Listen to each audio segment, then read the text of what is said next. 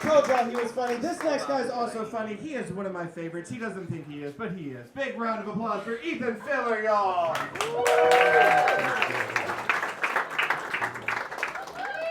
Thank you.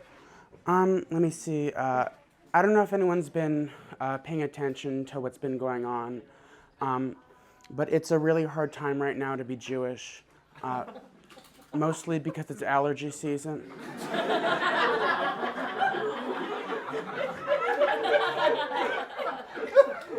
No, don't worry, I don't have any spicy hot takes on the Israel situation. I don't have the intellect or nuance tonight. You're not getting that.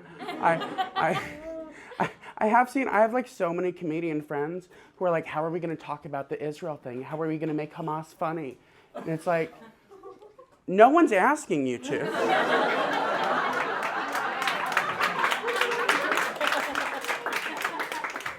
Contrary to what a lot of shitty comedians think, this is not our job.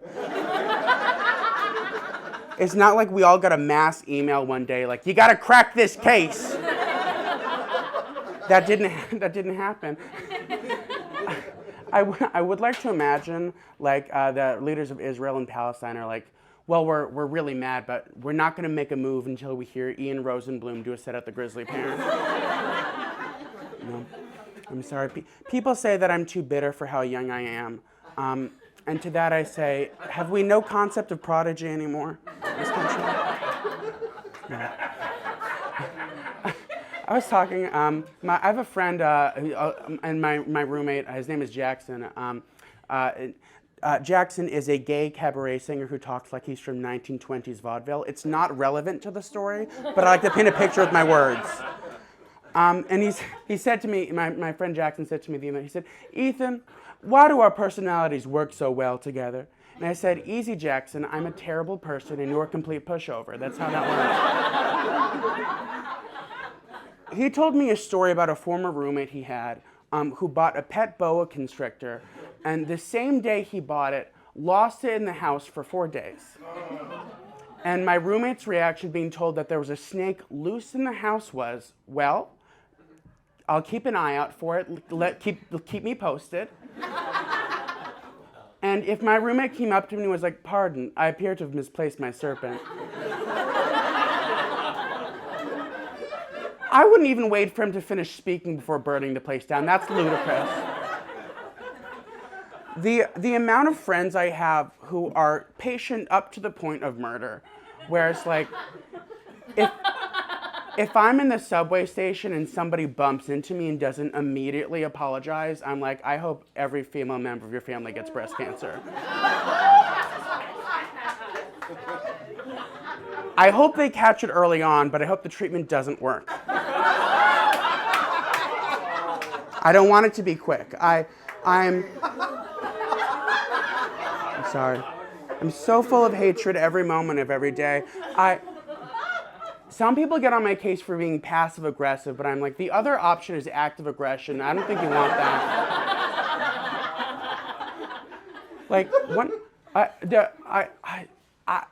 I'm from upstate New York, and people would sometimes be like, you want to go shoot, and you want to go shoot targets in the woods, and I'd always be like, no, and they're like, what, are you afraid of guns or something? And I said, no, I'm afraid that if I pick up a gun, it will open a chapter in my life that I cannot close.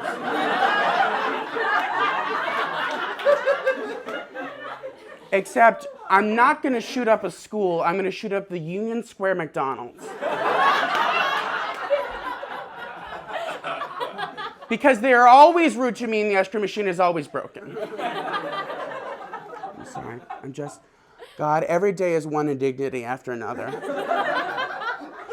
I was walking down the street the other day, and I got mistaken as a woman by a homeless man, which has happened specifically that a lot, actually.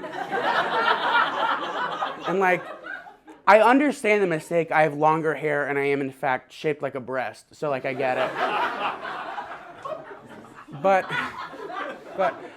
I was walking down the street. And he said, ma'am, do you have any spare change? And then a really skinny, pretty blonde woman walked by and he said, miss, do you have any spare change?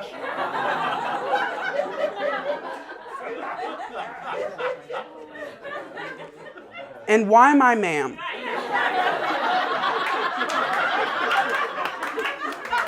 I mean, like, am I not pretty enough to be missed? I'm 23. I don't know what's happening. That's like, I mean, that's bad sales tactics, right? Like, he could have gotten a fucking 20 out of me, not now, frankly. Next time it better be fucking Mademoiselle, I swear to God.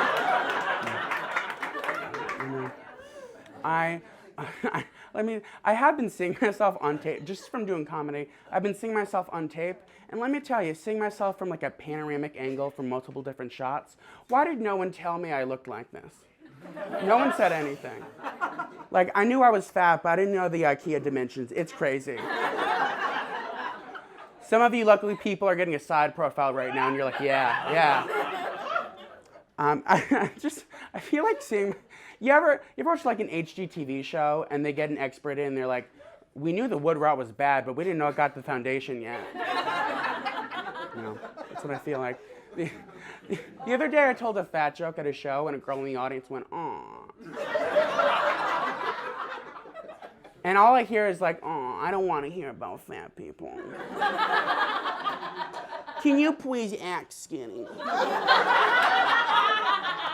Which, for the record, I think I do. I'm very much a fat gay man who acts like a rich, skinny woman, and it's going to get me murdered.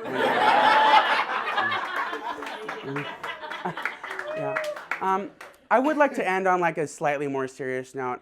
As I'm sure a lot of you know, within the past few years, there's been a rising anti-LGBT sentiment, specifically targeting trans people.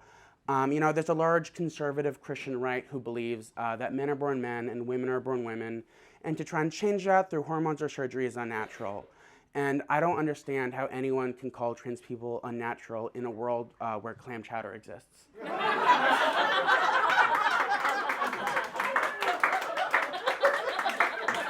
Because there is no way in nature that a cow and a clam would meet.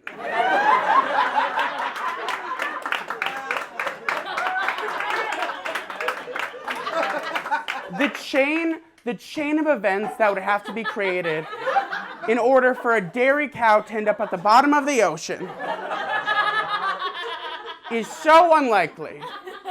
And yet somehow, spitting in the face of God himself, we mix together potatoes, heavy cream, and clam meat and serve it to fall down drunks in Boston. Which I guess kind of makes sense because as far as foods go, chowder is already sort of vomit-shaped. I think if you force-fed someone clam chowder for 7 hours and then induce vomiting, you could just reheat it and sell it again. I like that joke. Thank you so much.